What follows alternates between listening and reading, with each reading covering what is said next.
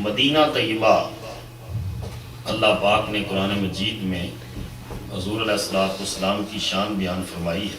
حضور علیہ السلام نے اپنی زبان نبوت سے مدینے کی شان بیان فرمائی۔ حضرت ابراہیم علیہ السلام مکہ کے لیے بڑی دعائیں مانگا کرتے تھے، بڑی دعائیں، اور جس وقت حضرت ہاجرہ اور حضرت سیدنا اسماعیل علیہ السلام کو وہاں چھوڑ کر آئے ہیں تو وہ دور دور تک کوئی پانی کا نام و نشان تک نہیں تھا، کوئی مکان نہیں تھا، کوئی مکین نہیں تھا، دور دور تک، اور کوئی سرسبز درخت نہیں تھا، کوئی پانی کا کنواں نہ تھا۔ قرآن نے خود کہا ہے وادی غیر ذی زرع، ایسی وادی جو زراعت کے قابل بھی نہیں تھی، لیکن سیدنا ابراہیم علیہ السلام نے یہ دعا مانگی کہ یا اللہ لوگوں کے دل اس کی طرف مائل کر دے۔ جب کعبۃ اللہ بنایا، اب یہ ہے کہ پوری دنیا کے اہل ایمان کے دل اسی وادی کی طرف جاتے ہیں جو پہلے غیر ذی زرع تھی،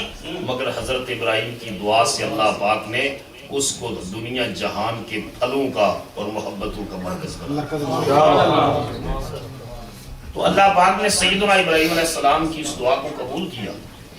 اللہ پاک نے قرآن مجید میں ارشاد فرمایا کہ جب کوئی شخص اپنی جان پر ظلم کر بیٹھے، اللہ کا قانون توڑ بیٹھے، تو معافی کس سے مانگنی ہے؟ بولو صاحب، اللہ سے۔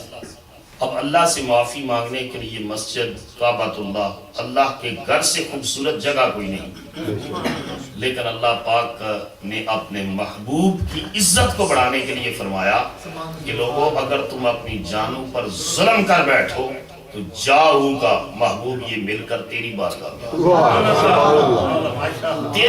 میں آ جائے، اور وہاں آ کر کیا کرے؟ فاستغفر اللہ، وہاں آ کر اللہ سے معافی مانگے، بخشش طلب کرے۔ یا اللہ اگر وہاں بھی آ کر تجھ سے ہی معافی مانگنی ہے تو وہ معافی پھر خانہ کعبہ میں یا مسجد میں یا گھر میں یا تنہائی میں کیوں نہ مانگ لے؟ فرمایا نہیں، اس وجہ سے نہیں کہ صرف آ کر وہاں مجھ سے بخشش طلب کرنی ہے، نہیں، ایک طرف تم بخشش طلب کرو گے، واستغفر لهم الرسول، پھر میرا رسول اس بخشش کی قبولیت کی سفارش کرے گا۔ لَوَجَدُ اللَّهَ تَوَّابًا رَحِيمًا، پھر تم دیکھو کہ اللہ تعالیٰ کس طرح تمہاری توبہ کو قبول فرماتا ہے اور تم پر اپنی رحمت کی بارش نازل کرتا ہے۔ حضور علیہ السلام کی ظاہری حیات تک نہیں ہے، بلکہ قرآن تو کہتا ہے کہ اہل کتاب جو سچے اہل کتاب تھے وہ تو رسول اللہ کی آمد سے پہلے بھی مصطفیٰ کا نام لے کر دشمن پر فتح کی دعائیں مانگا کرتے، دشمن پر فتح کی دعائیں حضور کا نام لے کر مانگا کرتے تھے۔ وہ نبی آخر الزمان جو آئے گا اس کے صدقے اللہ ہم کو فتح عطا فرما۔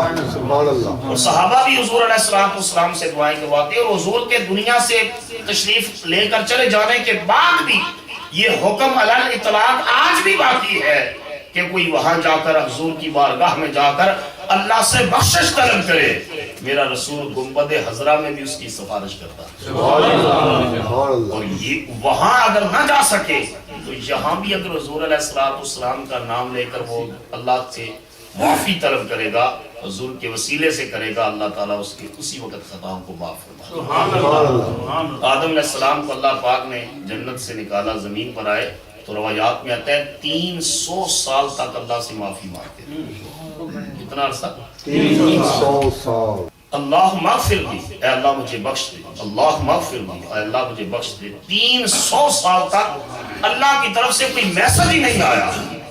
ایک دن دعا کا انداز بدلا اور عرض کیا اللہم اغفر لی بحق محمد صلی اللہ علیہ وسلم، اے اللہ مجھے اپنے نبی محمد صلی اللہ علیہ وسلم کا صدقہ بخش دے۔ ان غفرت لی، اگر تو بخشنا چاہتا ہے تو ان کے صدقے بخش دے۔ سبحان اللہ۔ 300 سال کے بعد پہلی بار میسج آیا کہ بخشوں گا یا نہ یہ تو بعد کی بات ہے، آدم یہ بتا کیف عرفت محمدن، محمد کو کیسے جانتا ہے؟ سبحان اللہ۔ یعنی یہ تو بتا کہ محمد کو کیسے جانتا ہے؟ عرض کی یا اللہ، فرشتے کو کہا اللہ سے کہو کہ جب میں جنت میں رہتا تھا تو اس کے محلات کے دروازوں پر جہاں تیرا نام لکھا تھا ساتھ تیرے نبی محمد کا، سبحان اللہ، سبحان اللہ۔ اس کے درختوں کے پتوں پر جہاں تیرا نام لکھا تھا ساتھ تیرے نبی کا نام لکھا تھا، تو اللہ تعالیٰ نے دوسرا میسج بھیجا کہ اے آدم صدقت یا آدم، آدم تو نے سچ کہا، اور جب بھی تو ان کے وسیلے سے مجھ سے دعا مانگے گا میں بخش دوں گا۔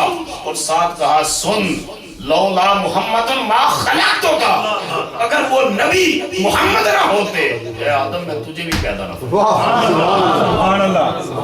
سبحان اللہ۔ اور ایک مقام پر اللہ تعالیٰ نے ارشاد فرمایا، یہ حدیث قدسی ہے کہ لولا کا لما خلقت الافلاک، اے محبوب اگر تجھے نہ بناتا تو آسمانوں کو پیدا نہ کرتا۔